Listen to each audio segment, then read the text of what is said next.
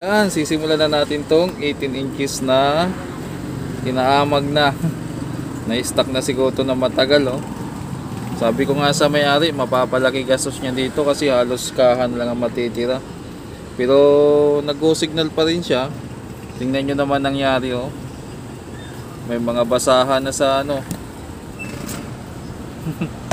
Ayan, oh. Lagay natin. Lawan natin. Kita na yung crown to mga boss, crown uli. So paano ba? Set up muna natin yung camera natin.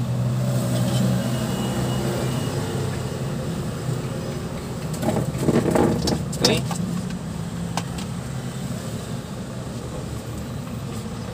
Lagay ko muna dito sa taas.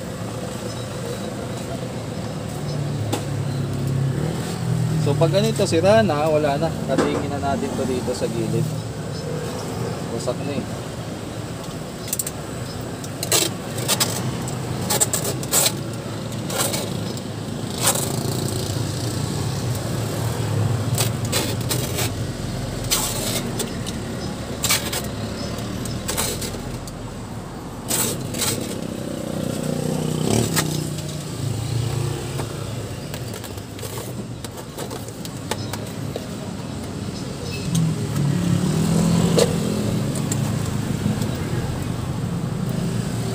Boys coil pala nito. Ano na? Repair na lang. Tawagan ko muna yung may-ari. Sak na rin pala yung ano nito eh. Boys coil nyo.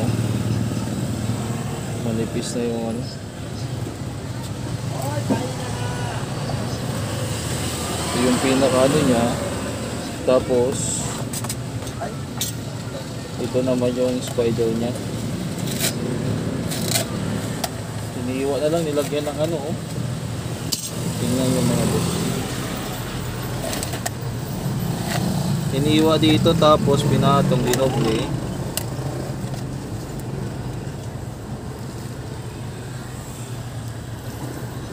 Damage din yung boss. Yan yung nangyari sa kanya. Tapos dito iniiwa kung magkano talaga eh.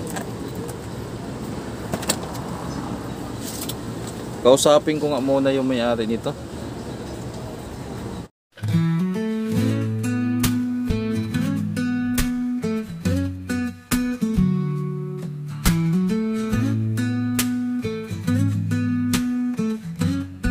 Hindi ako magician, hindi one trick tapos na yan. Isa lang akong electronic technician. Ako ay si Basic Bob Technician.